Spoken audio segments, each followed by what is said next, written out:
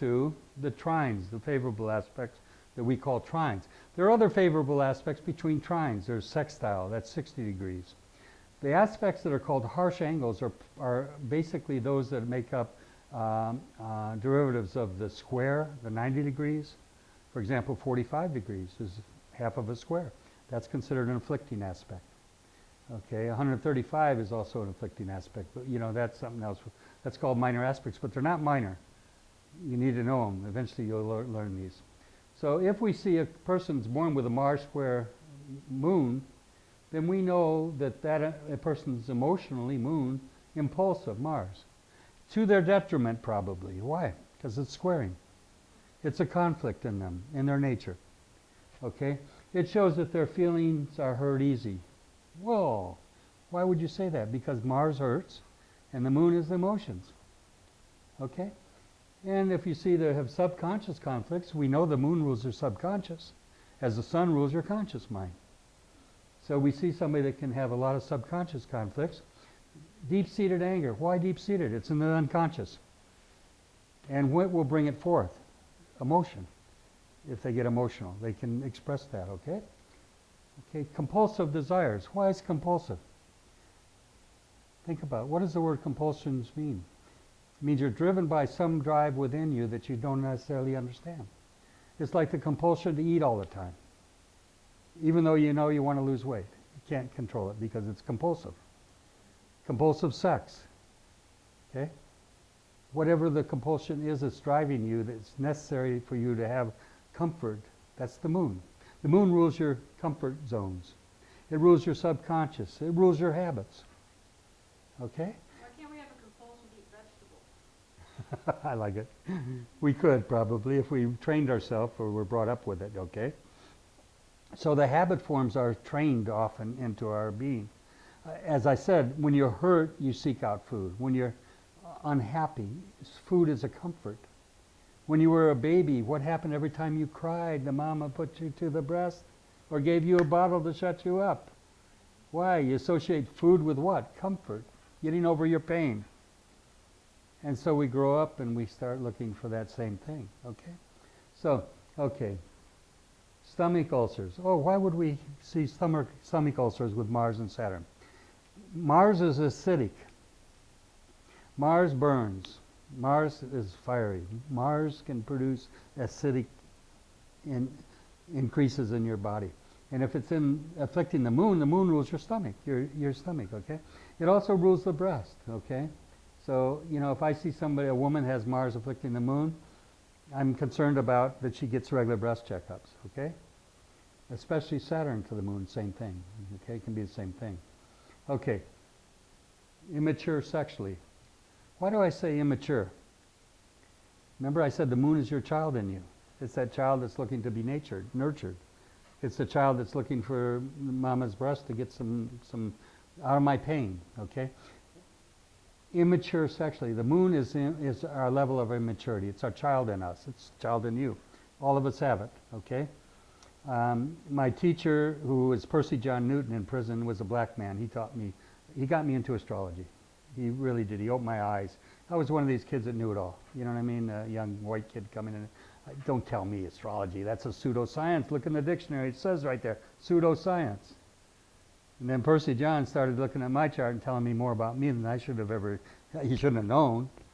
Then he predicted the death of a mother of a child who was born just a week before, to the day and time of the death, to the time and date of the death.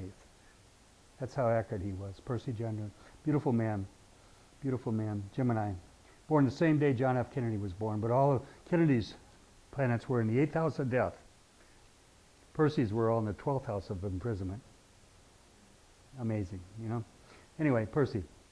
So Percy used to tell me, said, one sign of a fool is Mercury afflicting the moon. I said, why is that, Percy? He said, because they're very immature in what they say sometimes and the way they act out. Under emotional stress, they'll tend to behave childlike and say things that are very childlike. Okay? So Mars can be the same way in terms of the moon. It can be childlike in their behavior, dealing with aggression. Somebody that wants to fight over nothing. because the emotional little child in them wants to have a fight.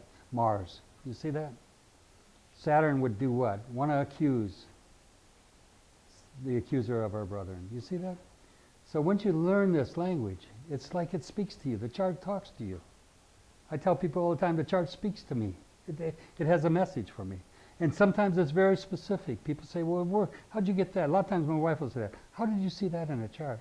I can't explain exactly why I saw everything, but I know what triggered it, a particular aspect. Why I got so specific that I could tell them something so specific. That's the spirit of prophecy, I think. Okay, it's something that you'll develop more and more as you work in this field. So, emotional outburst, Moon, Mars. Quick to anger, emotional anger, okay? If a person has as a woman, you should know this stuff. You don't know how many charts I do for women that call me, my daughter. She's finally getting married after all these years. She met the Prince Charming. How old is she now? 40? August the 8th, she's turning 40. Huh? August the 8th, she's turning, August the 7th, she's turning 40. Turning 40. But she's never married. She's gorgeous. She was Miss Teenage Orange County. She's a gorgeous girl. And many suitors. But she's never married. Finally met this beautiful guy. And I've always done the charts of the people. The last guy I did for her was a guy named Jim. And Jim, I didn't know a thing about him, but she gives me the birth information. And I said to her, I said, this guy is not good under alcohol. I said, make sure, if he gets drunk, he can be a problem. I said, also, he's got a head injury and a scar on his head. And he's had a head injury and a bad scar on his head. And I said, he also has arthritis. So my wife, my daughter didn't know any of this stuff. So he's laying in her lap on the couch with his head in her lap, and she's trying to find the scar. So she's running her hands through his hair, She can't find it. So she says, Jim, did you have a head injury or a scar on your head? He said, yeah, I was in a car accident. My scalp got ripped off. I've got 40 stitches going across my head. And so she lays her and she said, Jim, do you have arthritis? I said, what? I said, yeah, I do. He said, I used to be a semi-pro tennis player and I had to quit because my hands were so arthritic. Why are you asking me these questions? Well, my dad told me you had these things. So she broke up with him since then. But the point being, you know what I mean? That's how accurate this stuff is. It's amazing, And when you're dealing with relationships, it's really good to know. We had a student here from, where was she from? France? Turkey. Who we were doing a class, and I can see. I remember I can see when a person's in love. You can just their energy. They walk in the room and you can just pick it up. And in fact,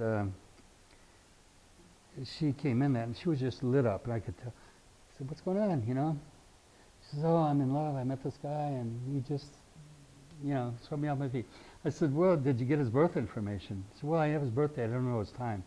I said, "Well, he gets the time. We'll do his chart and look at him." And I had just been teaching them how to watch out for guys that had certain aspects. Saturn, Mars, Pluto squares and oppositions, and this can be a very hard aspect to live with a guy that's got that. Saturn is unforgiving. It always lives in the past. You did this, I'll never forgive you.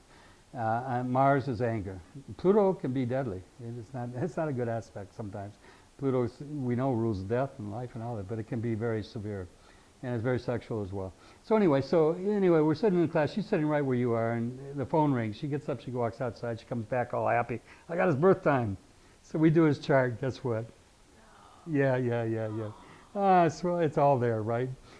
And I'm very tactful, but I'm not one to destroy a person's hope and life and love. But they can't help but see it. We just got through talking about it.